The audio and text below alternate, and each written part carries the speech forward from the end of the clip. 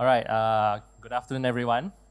Um, the topic today that I'm going to share is called Things I Learned About Game Development. So I know the title sounds really simple, but it is actually a very long process that I have gone through. Okay, so this is about me, all right? I was born in 84, so I'm 42 years old. I'll save you the calculation. Okay, I'm from Kuching, Sarawak. I flew in just for this event. I have a degree in E&E engineering from UTP, and I worked 5 years in the oil and gas industry. But before I continue, right, before the next slide, I just want to tell you that the theme of today's topic is going to be love. Okay, love. Uh, it's not here, but the reason that I chose to do game development is because I really love my family. Okay, so I know it's a very strange reason to do that. So with Petronas, okay, with any of these big companies, you have stability, right? You have a steady paycheck, but everything comes with a price, and the price for that steady paycheck is you have to give up some of your freedom. And I wanted to get married to my wife. At the time, it was my girlfriend. So the only way to do that is to go back to Kuching. There is no Petronas large OPU in Kuching. There's only gas stations, right? So they do not need E&E engineers at gas stations. So what I did was I made a decision. I'm going to trade stability for freedom. So I chose to go home to Kuching, and the only way to do that is to open my own company, a Sendirian Berhad. So I started, my own company. And today I have 3 kids, and even today, game development is, to be honest with you, a way to fund my real job. So when I was in UTP, the very last day of uni, I talked to my friends, right? So we had a discussion. They were asking, what do you want to be, in the future to consider yourself successful? And I told them I want to be a stay-at-home father, and they all laughed because they thought I was joking. But I wasn't joking. I was serious. And all of them came out with their own dreams, like something out of One Piece. Everyone's talking about their dreams. So their dreams would be to be a leader in the company, to be financially successful, da da da. But I was actually serious when I said I wanted to be a stay-at-home father. And today I'm the father of 3 children, and the games actually fund that. And that's the first thing about love. You have to know, why are you doing this? Who are you doing this for? If you choose a career in the future, you are going to do this for 30 plus years, right? It doesn't matter if you're in game development, it doesn't matter if you're in the media. You must be doing it for a reason. And if the reason is clear, the decisions become easier. The decisions become much easier because you're just thinking, okay, there's this, I'll show you later how I make decisions based on this very first decision. Why am I even starting a company, right? So if you have a clear goal, a clear objective, then all these things become easier. And I know in all the material that was given, it says I'm a solo developer, but that is a total lie because I relied on my wife because she's an engineer as well, but she has a steady job. She's a telecommunications engineer, which you can get a job in Kuching, right? So I couldn't get a job, but she can. And that part of her, the stability, was something that managed to, complement me. So my job is, if you guys know game development, the income is very unstable. You earn nothing for a few years while making the game, and then suddenly you earn a lot. And then after that, you have to use that to fund your future development, whatever. So the income is blank, and then suddenly a bunch of money comes in, and then nothing, and then a bunch of money comes in, and then after that it slowly peters out. So you have to plan for that. It is not like a normal job where you go to work, you come back, they give you a nice paycheck, right? So that's the first thing you have to know. If you are choosing to go into game development, financially it is a bit different from other industries. Okay, so how did I get started? I started with Flash games a long time ago. I made 36 Flash games in a span of about 4 years. 20 of them was sponsored. It was $3,000 each. So as long as you can get sponsored, they pay you the money. You can use that to make the next game. Total play was about 30 to 40 million times. This is one of the unfair advantages that I use later on. Unfair advantage. I mean, it's a privilege, right?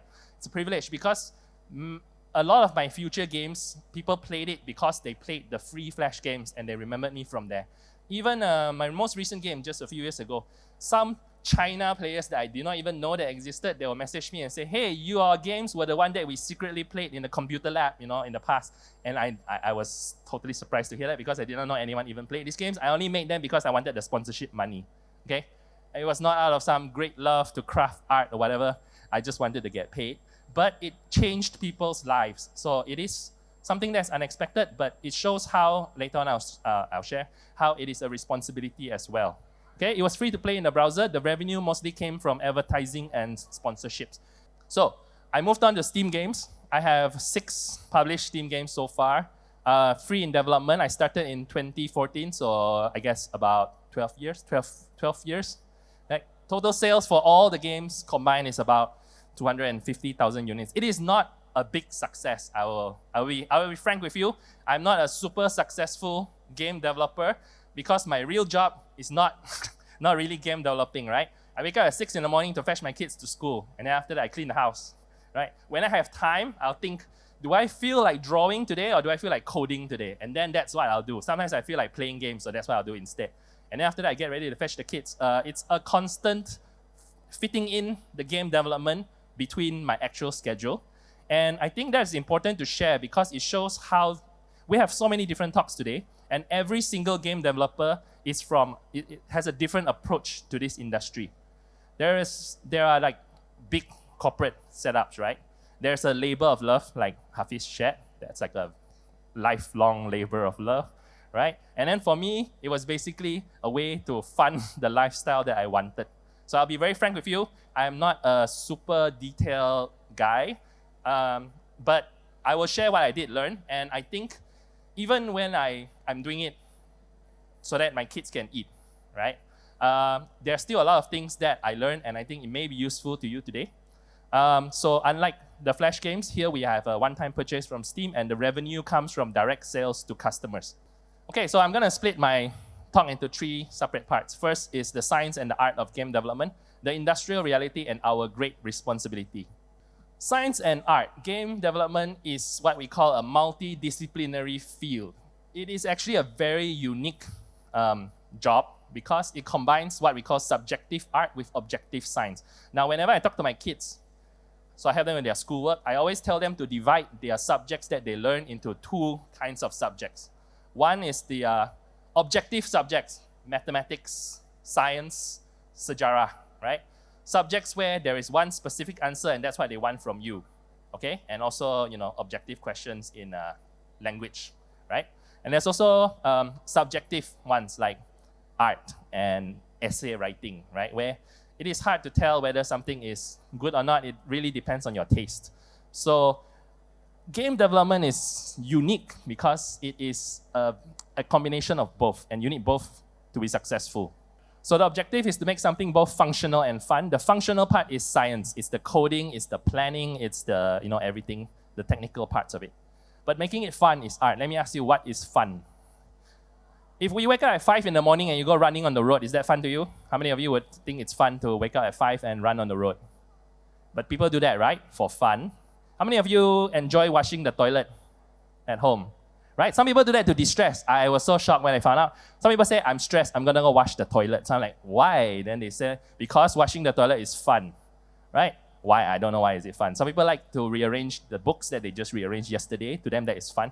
Fun is a very subjective thing. What's fun for me may not be fun for you. And that's a problem when we make games. Well, it's not a problem, but a challenge, right? We don't know what people will find fun. So we can only guess. And we have to make an estimate of it. So I like to think of games as breaking down a problem into a magic box. So a game is a magic box. No matter what game you play, you put an input in, and what you get out of it is audio, visual, and emotions. And that's the simplest way I can put it. Every single game in this hall right now, I think, can be summarized here. You have to have some kind of input into this magic box, and this magic box will give you nice sounds or something that evokes an emotion through sound, or a nice visual or something moves on the screen. And then this gives you a feedback of your feelings or whether you want to continue inputting it, or even if you're not pressing anything, the game itself can change your emotions using what is being shown and what is being played as a sound for you, whether through music, through sound effects, or just fancy special effects happening all over the place, right? Okay, so let's talk about the technical part. This is the boring part, but it is, if you are learning to be a game developer, there are many ways you can get in, right? One way is if you are competent technically, you're really good at this part, you can look to be the technical guy, okay? You can do the game engine, the tools, where you must make sure that this magic box works as expected. So the magic box, at first, it doesn't exist. You gotta build it. So these technical guys are the ones who build it. The right thing must happen at the right time. If it doesn't, then it is not functional. So this is a very objective part of it. Objective evaluation is, does this magic box work as I expected? Okay? So bugs will be identified, bugs will be fixed. This will basically be your job. And also, if you're good at this, you will be paid more as a software engineer. So I don't know what you're doing in game dev. But if you really enjoy game dev, you can be the technical guy, and this is what you will be doing, right? Fixing objective problems where someone says, this thing is not displaying properly, how do I get it to display properly? That's one half of it. Now, this is the subjective part. Game design, art direction, and sound design. This is what we call emotional manipulation, but not the bad kind, the good kind, okay? Where we build anticipation, we offer a challenge, we reward the player for completing that challenge, and we give the player a sense of discovery. So if you can complete all these four, most people will find your game fun, right? Of course, it's very difficult. For example, kids may find Roblox very fun. I don't find it very fun. Maybe some of you may find it fun, some of you don't. Some of you don't even understand what makes it fun. But it's okay, because to the person who does find it fun, there is anticipation, what's gonna happen, something's gonna happen. There's a challenge, oh, there's something I gotta do, and then if I do it well, I get rewarded, right? And if I get rewarded, I have a sense of discovery, and yeah, it has a suspension of disbelief. You start to believe that the world that you're in is real. Books can do that, movies can do that, games can do that too, and games can do it better because it is interactive. You put yourself into the sense of disbelief, right? The emphasis is on psychology and player experience, and I'll just tell you right now that a good game developer would have made a great scammer because it uses the exact same understanding of human psychology to make games fun. And I think if we have a lot of scammers who are out of a job, we can train them in game development, and probably they can come up with ways to make games fun because they have a basic understanding of human psychology. You need to do these four things too to scam people, right? But yeah, that's kind of using your powers for evil, right? So a good game designer must have a good understanding of human nature. Is aware of the history of games and knows our chemical reward system. To know these three things, you must really love games. So the only reason I can be a solo developer, is because I really, really love games. I played games since I was a child. Before I started making games, I used to grow up in a grocery store. So it's one of those, they sell groceries. It's really boring in a grocery store for those of you who didn't grow up there. You basically sit there and wait for people to buy sweets or whatever, and the profit margin is like 1% to 2%. So it's a very slow, grinding kind of business. Well, what I learned from that is I never want to work in a grocery store when I grow up. But the second thing I did learn is I was really bored. I was very bored in the grocery store. So what I did was I drew little figures on cardboard boxes that they used to keep cigarettes in. So cigarettes come in cartons, right? So I open it up and then I draw little figures. I cut it out. I use sellotape and make little dice and rules and stuff. And then I would think how wonderful it would be if I can entertain myself and this thing can move and I don't have to draw and cut and whatever all the time. So imagine my delight when I found Flash programming and I managed to draw it and it moves by itself and I can play with the game anytime that I feel bored. And that is how I got started in game development, right? So if you really love games, you must have a good understanding of human nature, what makes you tick. You can't make a good game unless you understand people, because games are ultimately about the players, okay? You have to know the history of games. Many of the problems that you will face have been solved before by different games. Not necessarily that solution was the best, but it was one that people spent a lot of time thinking and came up with. If you do not know the history of games, you will be reinventing the wheel every day of the week. It's better to know why people did that and how you can learn the lessons from there, okay? And you must know how our brain works, how the chemical reward system works. What is it that makes people think that something is fun? So games are also fundamental to how humans forecast the future and how they learn and adapt. In fact, in nature, have you ever seen cats? How many of you have cats at home? You have cats, right? Have you ever seen cats? Sometimes they fight each other, the play fighting. That play fighting is an important evolutionary advantage because it lets them learn their hand-eye coordination. It lets them learn how to pounce, how to dodge, how to wriggle around. So when your cats are playing, their ancestors actually survived because of that play, the ability to play. So you can try things in a safe environment, and when the things actually get dangerous, like when they actually need to fight, the things that they learn from playing, is useful. So it's the same for humans. It's more than just a game sometimes. It teaches you the best games teach you how to solve problems in real life, although you may not realize it. So there are 3 things that you have to know. Humans adapt very, very quickly. This is called the hedonic treadmill. So you have all experienced this before. You look forward to buying a new toy, right? Or kids. I'm sure you are the same. You look forward to buying a new toy. You buy the toy, you're very happy. You bought the toy, car, new electronics, new shirt, whatever, new fashion item. You go home, you're like, I'm so happy I bought this. A week later, the happiness fades away, right? You get used to it. Right? It's called a hedonic treadmill. Humans adapt to new things very quickly. It's the same with games. Once players adapt to a game's challenges, they actually build muscle memory and pattern recognition. My kids play Silk Song. And a lot of people are like, how can your kids play Silk Song? It's so difficult. But it's because they play a lot of Hollow Knight and they have the muscle memory.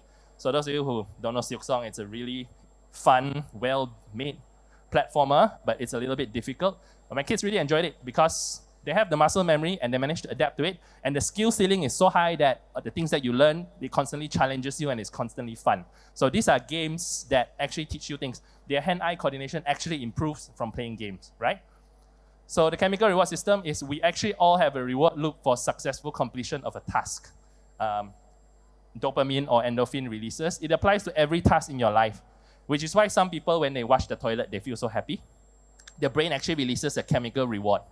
Some people, they complete their homework, they feel very happy because, you complete a task and it went well, so your brain actually rewards you for it, okay? Next thing you have to know is conscious thinking is actually very expensive. This is from the book Thinking Fast and Slow, which is actually a very nice book to read if you have time, because human brains actually prefer to be on autopilot. Have you ever driven a car and you have no idea how you got home, right? You get in the car, somehow you're at home, and you're like, wait a minute, how did I even get here, It's autopilot all the way. But the first time you learn to drive a car, it's not so easy. You have to coordinate all the parts. So in the book Thinking Fast and Slow, there's an example they give where, if I ask you what's 1 plus 1, right? What's 1 plus 1? 2. Was it very difficult to come up with the 2? No, right? It's like something that you will keep hearing when you were a kid. But if I ask you what's 11 times 11 times 11 times 11? So you'll be like, stop. You have to engage like your prefrontal cortex. You have to like, hold on a minute. Now I'm going to do the long multiplication in my head. I'm not actually going to ask you that answer. I don't know it myself either. But it's just an example of how everybody actually has attention budget in their mind, and it is expensive. So whenever you make a game, you have to know that conscious thinking is energy intensive. Same reason why sometimes when you talk to your spouse and they actually ask you, okay, there's 2 kinds of things they share with you, right? Sometimes they just want to rant. So it's very easy when they're ranting, you just be like, oh dear, how dear, aduh, alamak. But if they want you to give advice, then you have to stop what you're doing. You can't read the newspaper when your spouse is asking for advice. You got to stop and think, okay, what did they just say? Okay, what do they want from me, right? So it's the same with games. You got to balance this. You can't drain the player's attention all the time. On the other hand, if it's too much autopilot, they'll just, they won't even realize what they're doing in the game. So you have to know how the brain works to make a good game. So a good design always starts with the user. Everything around you is designed with intention. Look at the chair you're sitting on. There is a metal bar between the 2 legs. Why is it there? There must be a reason. So I don't know why it's there. Don't look at me. Okay, it's just an example. Everything that you see was designed for a reason.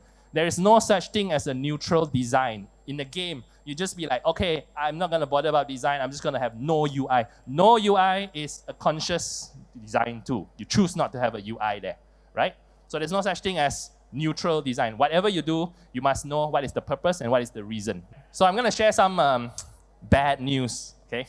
But before I start, I want to let you know that this is not to discourage you, and I want to present it in not such a gloomy manner, but in a useful, realistic manner, okay? First slide. Game development is first and foremost a business. You cannot run it like a hobby unless you want to do it as a hobby. If you want to do it as a job, you got to think carefully, because a game studio is a business and you need to be planning it very carefully. You got to know what's burn rate, how fast before your money runs out. Okay, how do you pay the people who are working for you? You got to pay income tax, you got to pay corporate tax, you got to know what's marketing and whether it has a good return on investment when you're marketing. You got to handle social media, community management. All of these things are part of running a business. If you think that game development is merely making a good game, then I'm sorry to tell you, it is more than that. Okay, you got to run a business on top of it, which is why it is very challenging.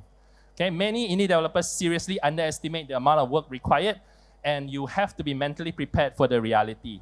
Whether you're working for a big company, whether you're joining like a small startup, whether you're joining a medium-sized company, whether you're gonna run it by yourself as a solo developer, you must know, first and foremost, game dev is a business. And you gotta think of it as a business, and you gotta be, making the hard decisions here. Okay, know the market, right? This is how much money you're gonna make. Before you sell noodles at the market, you gotta know, is anybody even interested in noodles? Before you sell meat, you gotta know, if anybody want to eat meat in this place, right? So Steam generated $16 billion in annual revenue, more or less, okay, last year. About 40% of the revenue came from indie gaming, but worldwide, mobile gaming revenue was 100 billion to 125 billion last year. So if you want to make money, the money is actually in mobile. But it's not so easy to get in. The market is very saturated. But this is your market. It means if you're the most successful game developer in the world and completely corner the market, you will have $16 billion. That is assuming you outperform every single game company in the world and you have 100% market share. 16 billion. If you have that ability, you might also corner the mobile gaming market and get 10 times that. But this is the reality. This is how much money is available in the market. And every game developer is competing for a share, right? 20,000 games were released last year. And out of these 20,000, 120,000 games are already available on Steam. When I first released my game, there was probably less than 10,000 games, I think. And every year, more and more games come out. And every single game that comes out is going to be your competitor. 75% of players are still playing games from 1 to 7 years ago, according to Steam, and about 30% of purchased games are unplayed in a player library. They literally buy a game and leave it there. They do not even start the game, not even for a single minute, right? So that's the market that you're going in. So know your chance of success. Okay, this is a little bit dark, I guess. 75% of developers have ever only released one game on Steam. Maybe because that first game made them so successful, they don't need to release the second one, but I think it's more likely that they couldn't survive the first release. Okay, 75%. That's about the same failure rate as restaurants, I think. Right? However, many indie hits were not the studio's first games. So many indie hits were actually based on the experience that the indie developer already had. So the bad news is, the odds are against you. Most studios do not survive the first game. The good news is, if you can survive your first game, then you're very likely to eventually make a successful one from the things you learn, but you're gonna be filtered out before you get there if you're not careful, right? About 10% survive to the third game and about 2% survive to the fourth game or more. So that is the reality. You are going to enter an industry where 98% of studios do not make 4 games. And that's just how it is. You gotta know that this is what it looks like, okay? It's not all roses here. So this is the failure rate. 90% of developers earn less than 10K total lifetime revenue. You gotta be careful when attending events because you are gonna hear from the winners, right?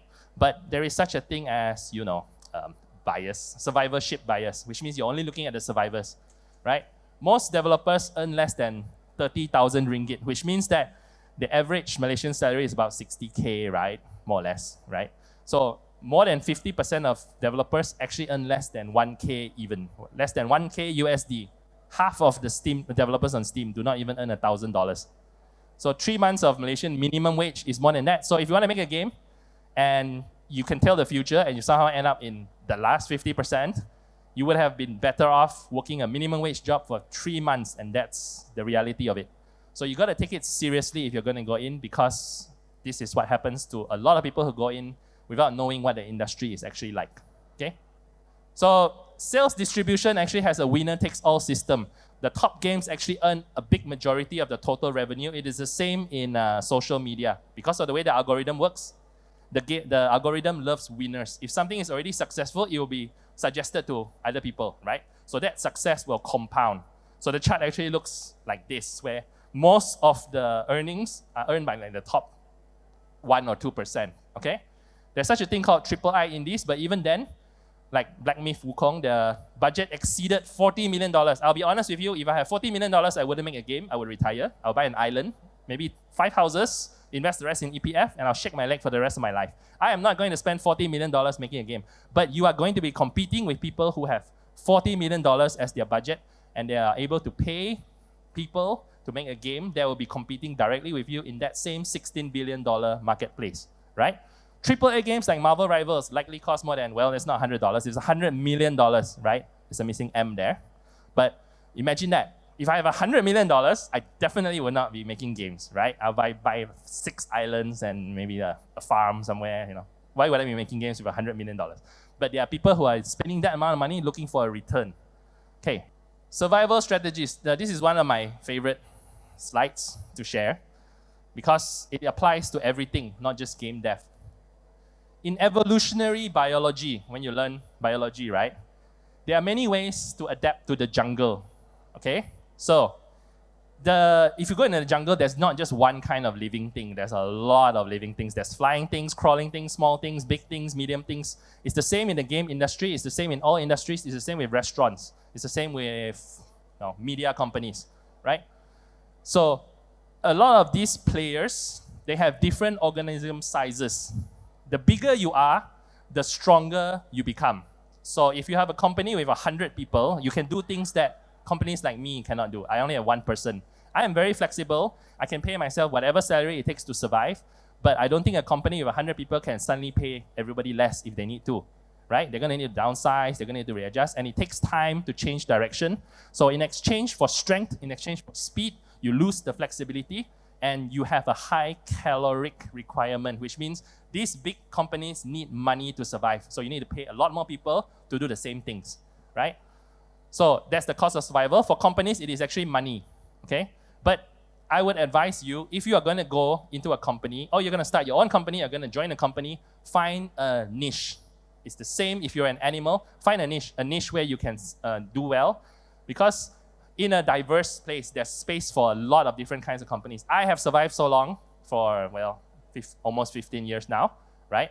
And I managed to survive despite being just 1 person. And there are companies with 100 people who manage to survive as well. There are companies with 10 who manage to survive as well. But you have to find your niche. If you are a company with 10, you cannot compete in the same niche as a company with 100, okay? So it's survival of the fittest. There's natural selection. It is a constant, brutal competition in an environment that always changes. It's not just AI, it is also different platforms. People change their tastes. A lot of things will change out of your control, and the price for failing to adapt is extinction. If you do not manage to make it, you cannot adapt to the changing conditions, your company will simply not survive. Just very quickly, I'll go through the great responsibility. To me, I talk about love, right? We gotta love what we do, okay? So if you know what you're doing is, then, well, I'm gonna share some of the things that I think we should do responsibly out of love for the industry, because it doesn't do anyone any good if you harm people while making money. There are unintended consequences of everything you do, because when you do game design, you are actually manipulating people's thoughts and emotions. Yes, I know it's in a good way, it's the way that they volunteered for, but it doesn't change the fact that that is what you're doing. You are manipulating people to make them happy, to make them fun, to make them sad, to make them scared. You're manipulating people. Sometimes it has unintended consequences, right? Nobody wants to make a game where people are unhealthily addicted, but it happens. Okay? Nobody wants to make a game where it modifies the players' behaviors, but it happens.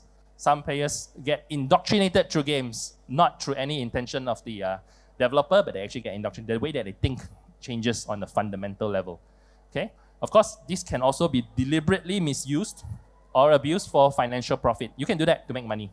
I don't want to sound too mean here, but the free-to-play industry has always been a bit different to me. That's the reason I don't really make mobile games, because these games generate more than 100 billion annually, and they're marketed as free-to-play. But you got to think, if it's free-to-play, where does 100 billion come from, right? Right?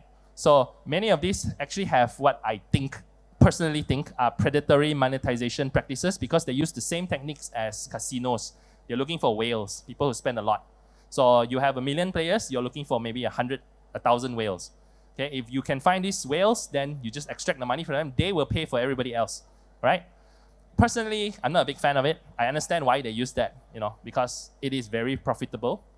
almost all of it becomes a worse experience for free users, and the entire experience is subsidized by paying users. I'm not against it if you're going to go into mobile games, but you got to know this is how they make money, right? Even if you play mobile games and it's free, that's where the money comes from. The whales, people who actually spend a lot more money than a normal person would. In real life, gambling is a highly regulated industry. In Malaysia, you can't run a legal gambling outfit without a license. By the way, if you're going to start a company, Sdn Bhd, do not label it as a gaming company, okay?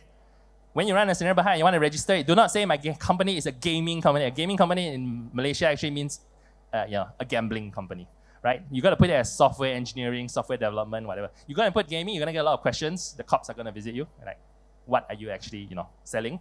So, an interesting fact for you, I guess, right? But some aspects of free-to-play games, they really blur the line, okay? Loot boxes, gacha mechanics.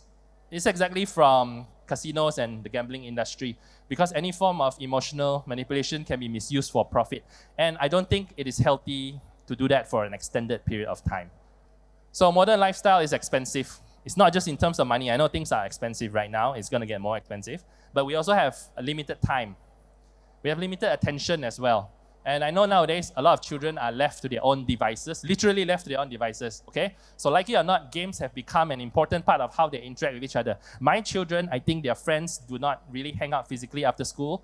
They make appointments to meet up in Roblox, for example. So it is safe to the parents because the parents are, my kids are at home. They're not running around outside where they can get kidnapped or whatever. But the dangers there are actually invisible. You can't actually see it. Roblox can be a dangerous place, but you wouldn't know because you're not in that world, right? But the kids who are in this world, they will be inside the device by themselves, and I'm not sure how safe it is to leave them there alone, right? So remember, with great power, there must also come great responsibility. That's from Spider-Man, yes, I know. Yeah, so. Right, but it's true. You have great power to change the world by making games.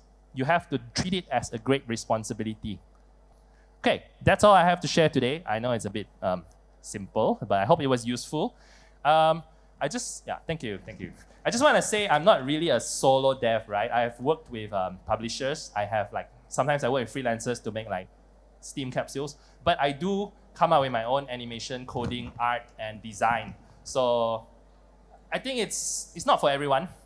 It has its downsides, but yeah, if I had a choice, I would do it all over again. Exactly the same thing, right? I would not go for a corporate life because I've been there before. I loved gaming, and I'm okay. I liked the corporate world, but I don't love it as much as what I'm doing now. Okay, so if you have any questions, I'll be happy to answer them.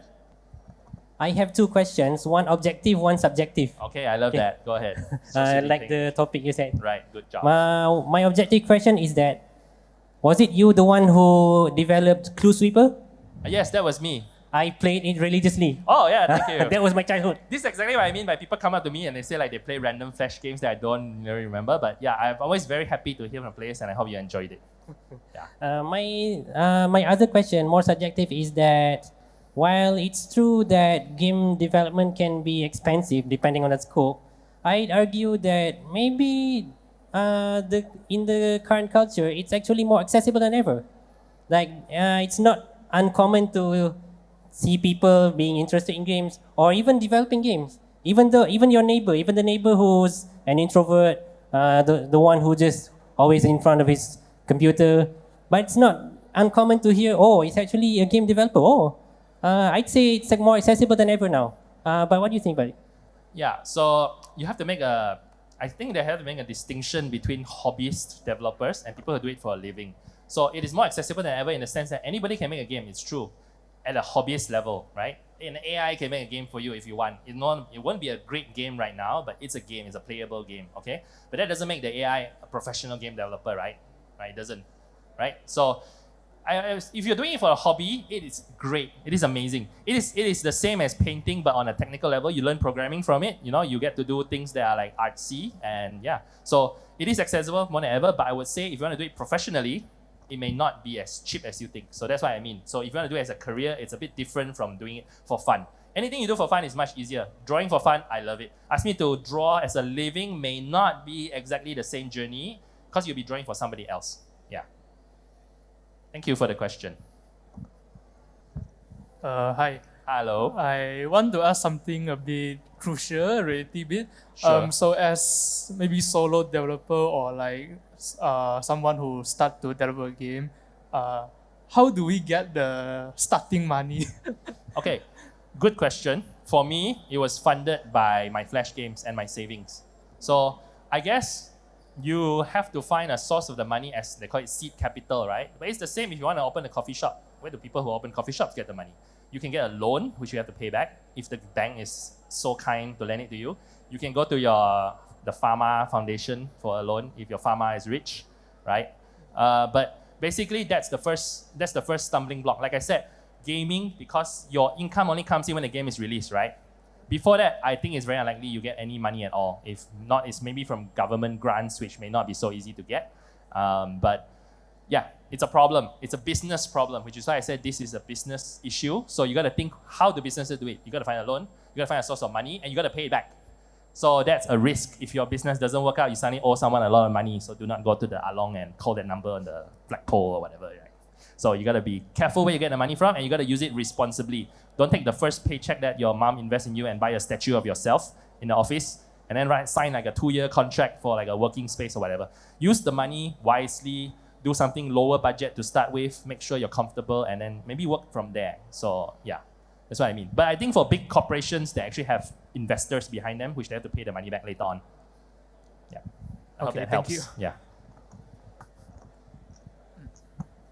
Hi. Hello. Actually, I'm the same. I'm an engineer background. Okay. Mechatronics, same as you. So, actually, your story quite inspired me because. Oh no, I'm always scared to hear that. Okay, go on. Yes, I'm also trying to be a solo dev. Except for having kids staying at home, that part. Okay. But my plan is to. You never know. Never know. Plan is to do like a solo dev. You know, like you say, put out a first game. Uh-huh. Then after a second game, start to hire more person. That kind of a dream, that kind of idea. So, do you think for you? Do you think that's possible? Is it manageable for someone with no experience to just come out and form a team and make them like trust you, trust your decision, be the boss, everything? I have to, first of all, I have to tell you that your question is very difficult for me to answer. The answer I can think of is I don't know. I don't know your situation. I don't know your family. I don't know what kind of person you are, or what kind of challenge you enjoy. If you just want to be a boss, there are many industries where it's easier to be a boss. The reason I don't hire people is not because I really enjoy working solo. So working solo is quite difficult. The reason I don't employ people is because I love spending time with my kids. The moment I hire a second guy, it cuts into my family time. So I'm going to have to deal with somebody else. Maybe you love that. I don't. I don't know about you. So the question really is, it depends. What do you want? Because I'm telling you what the industry is like, how risky it is. Okay, you'll be taking a big risk. I don't want later you say, Nerdook Productions, influenced me to take this huge risk and now I'm in trouble. I don't want that to happen. But on the other hand, I don't want to discourage you either, because as you've seen from like Hafiz's previous presentation, sometimes people say the idea doesn't work, but it works out great, right? With enough hard work, you polish it and then you put your heart into it and then it works out great. I don't know what your idea will end up as. Both are equally possible at the moment. It really depends on how much you're willing to sacrifice, because nothing in this world comes free. Every game developer that you see has sacrificed something to get to where they are. It may not be what you want to sacrifice, so you got to think, what do they say? I like to tell my kids this. The key to success is 2 things: knowing what you want and figuring out the price, and then you pay it, right? Well, that's 3 things, but you want to know what you want, and you want to know how much it costs to get there, and then you got to pay the price. If you want to have, let's say, 3 kids, then you got to know 3 kids is expensive and it's difficult, and you got to pay the price of that every day. It's a responsibility. But if that's what you want, you willingly pay the price. So I don't want you to be in a situation where you actually don't want to be a boss, and you expand into being a boss, and then you think, oh man, being a boss really sucks. Why did I even do that, right? So it depends on what you want. I cannot answer you because I don't know you well enough. I hope that answers your question. Yeah. One more kind. Okay, go ahead. Just a quick one. Okay. About gaming addiction. Uh-huh. So the goal of making a game is to make gameplay editing as possible. Right, correct. For the gameplay replay loop. Mm-hmm. So do you think that's, as you mentioned, is that what is it? Negative. A negative Yeah. thing for a player? So here's what I put as unintended consequences. We all want our games to be addictive and fun so that players feel like they got their money's worth. But nobody wants it to be unhealthily addictive. But the problem is we cannot predict how players will react to it. different players, they may, even some people are addicted to Minesweeper, right? They play it like obsessively, but there's no way for me to tell whether my game will end up in that situation. So that's why I put it as something you have to be aware of, but maybe there's not much you can do about it. Just that maybe don't purposely make it predatory, where if they get addicted, the consequences are terrible, right? If let's say they get addicted, all they do is play more, okay. If they get addicted and they pay you a lot of money, right? Even if they can't afford to, they want to keep throwing money at you. Maybe that is not so healthy, for example. So you can think about it yourself. At what level are you comfortable with? Yay. Hello, Sim. Hello. Good talk. I Okay, really I hope it enjoyed helped. it. It was helpful, My yeah. question is best tips for raising kids, and also how do you involve your kids in your game development if you do at all? Okay, yeah, very interesting. Best tip for raising kids is there's no best tip. Every kid is unique. I have 3 kids, all 3 of them are different. And I think if you look at you and your friends, siblings, everybody is different. I think probably the only tip I can give is you gotta do your best, right? You gotta do your best. It's not always the best, but it's your best. So I make mistakes all the time, even though I focus so much on it, I always, mess up somewhere, or there's something I overlook, or sometimes I'm just lazy, I just want to sleep, right? But that's my best, and I'm not so hard on myself about it, and I think that's important. You gotta enjoy the journey, right? Whatever you're doing, game dev, parenting, any job you're doing, you gotta enjoy the journey. Find a way to enjoy the journey, and it won't be like so bad, right? What was the second question? I'm sorry. What was it? Oh, I involve my kids. Yes. Okay. So first of all, the way I involve my kids is I play a lot of games with them. So that's the first part, right? So we have like a Minecraft server set up. We have multiple computers at home that we play.